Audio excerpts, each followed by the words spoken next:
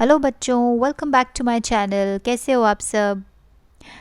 आज हम एक न्यू पोएम पढ़ने जा रहे हैं। इस पोएम का नाम है सीड्स और ये आपकी इंग्लिश गुलमोहर रीडर के पेज नंबर 33 पे है। सीड्स यानी बीज, जिसमें से पौधे उगते हैं। तो पहले हम अपने पोएट के बारे में कुछ जान लें, उसके बाद हम उनकी पोएम पढ़ेंगे। इस पोएम को इंग्लैंड के बहुत ही पॉपुलर पोएट वॉल्टर डिलेमेयर ने लिखा था। Walter de la Mare was an English poet, short story writer and novelist. He is best remembered for his poems for children. तो वॉल्टर डिलेमेयर कौन थे? ये इंग्लैंड के एक पोएट थे। ये पोएम्स लिखते थे, छोटी छोटी स्टोरीज़ लिखते थे और नॉवेल्स भी लिखते थे। ही इज़ बेस्ट रिमेंबर्ड यानी कि उन्हें किस काम के लिए सबसे ज़्यादा याद किया जाता है? For his poems for children. उन्होंने जो छोटे बच्चों के लिए पोएम्स लिखी थी वो इतनी पॉपुलर हुई कि आज भी उनको हम उनकी पोएम्स के लिए याद करते हैं।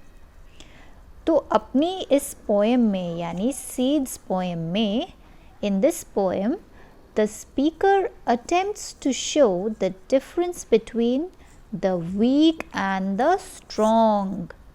तो अपनी पोएम सीड्स में वॉल्टर डिलेमेयर क्या करने की कोशिश कर रहे हैं? ये हमें डिफरेंस समझाने की कोशिश कर रहे हैं वीक और स्ट्रॉन्ग लोगों में, कि जो कमज़ोर लोग होते हैं और जो बहादुर लोग होते हैं उनमें क्या फ़र्क होता है।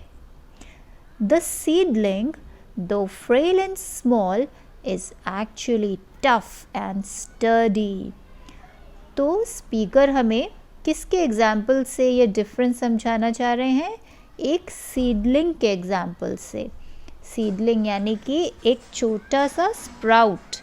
जब हम कोई बीज धरती में बोते हैं तो उसमें से जो छोटा सा स्प्राउट निकलता है उसे सीडलिंग कहते हैं।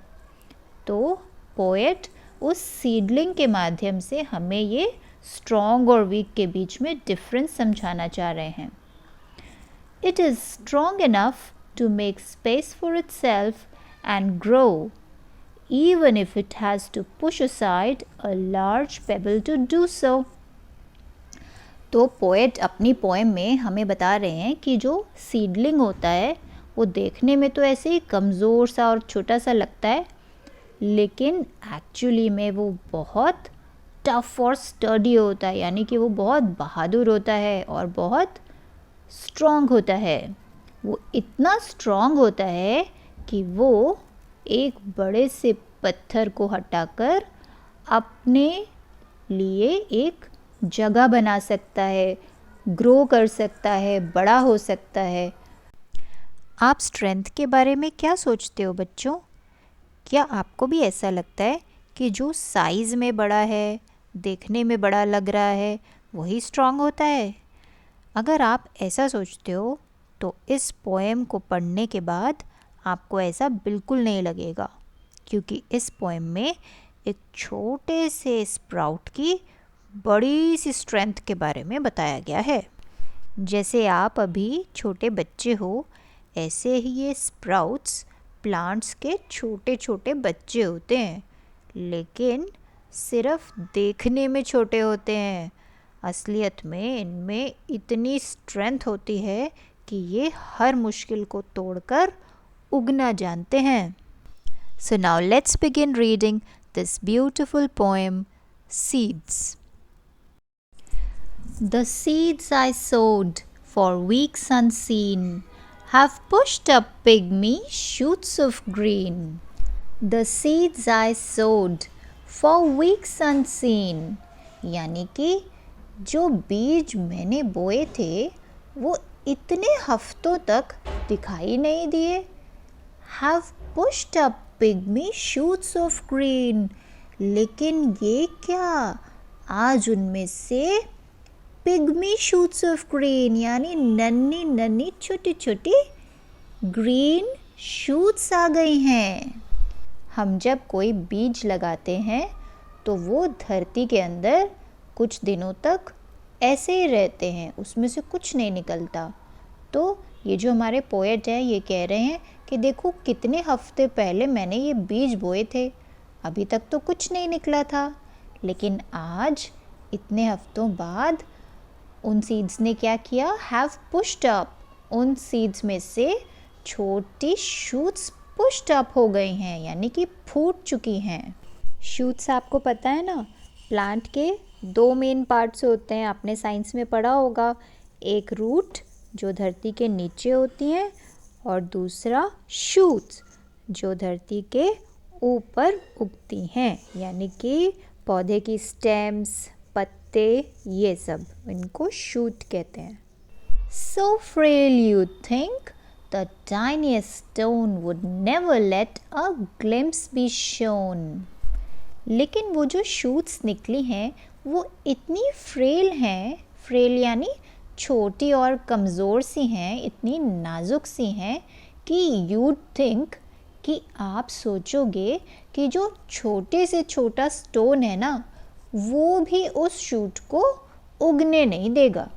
Would never let a glimpse be shone, कि इतना छोटा सा भी अगर कोई स्टोन हुआ ना तो उस शूट को दिखने नहीं देगा, उसका ग्लिम्स भी नहीं दिखेगा। ग्लिम्स मतलब अ क्विक साइट, एक झलक भी नहीं दिखेगी उस शूट की, इतनी वो नाजुक सी लग रही हैं शूट्स।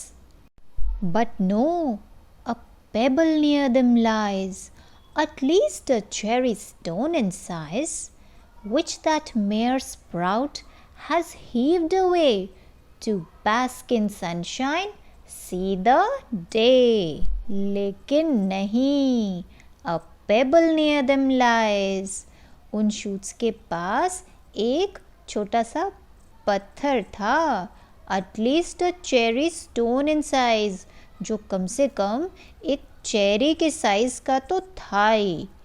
विच दैट मियर स्प्राउट, जिसको उस ज़रा से स्प्राउट ने हैज़ हीव्ड अवे मतलब pushed away, to bask in sunshine, सुंदर सुनहरी धूप में बास्क करने के लिए, यानी इंजॉय करने के लिए उस छोटे से स्प्राउट ने उस चेरी स्टोन साइज के पत्थर को पुश साइड कर दिया और सुंदर सी धूप में वो स्प्राउट एंजॉय कर रहा है और नए दिन को देख रहा है। तो पोएट हैरान हो जाते हैं कि जिस शूट को वो इतना नाजुक सा और कमज़ोर समझ रहे थे, उस शूट ने एक चेरी स्टोन साइज के पत्थर को भी धक्का मार के हटा दिया, क्योंकि उसको तो उगना था, सनशाइन देखनी थी, दिन देखना था। तो उसने बहुत ताकत लगाकर उस स्टोन को धकेल दिया। चेरी स्टोन मतलब जब हम चेरी खाते हैं तो उसके अंदर से वो मोटा सा उसका बीज निकलता है ना, स्टोन जैसा, उतने साइज का वो पत्थर था। तो देखा बच्चों, पोएट ने कितनी ब्यूटीफुली हमें स्ट्रॉन्ग और वीक में डिफरेंस समझाया है। The poet wants to tell us that strength has nothing to do with size. ताकत का हमारे आकार पे, हमारे साइज़ पे, हम कितने टॉल हैं, बड़े हैं, उससे कोई लेना देना नहीं है। आप स्ट्रॉन्ग होते हो अपनी स्ट्रॉन्ग सोच से। कितनी सुंदर पोएम थी, है ना? तो आज के बाद अपने आप को किसी से कम मत समझना। आप में इतनी ताकत है, इतनी ताकत है। सोचो वो छोटे से स्प्राउट में अगर इतनी ताकत है कि वो स्टोन को धक्का देके उग सकता है, तो आप में कितनी ताकत होगी। इसीलिए हमें कुछ समय नेचर में ज़रूर स्पेंड करना चाहिए। देखो, नेचर में बैठने से हमें कितनी इंस्पायरिंग चीज़ें पता लगती है ना? आई होप आपको ये पोएम अच्छे से समझ आई होगी और आपने इसको खूब इन्जॉय भी किया होगा। मुझे तो ये पोएम बहुत अच्छी लगी, ब्यूटीफुली रिटन। तो चलिए, let's meet in my next video with a new chapter. Till then, Take care and bye bye.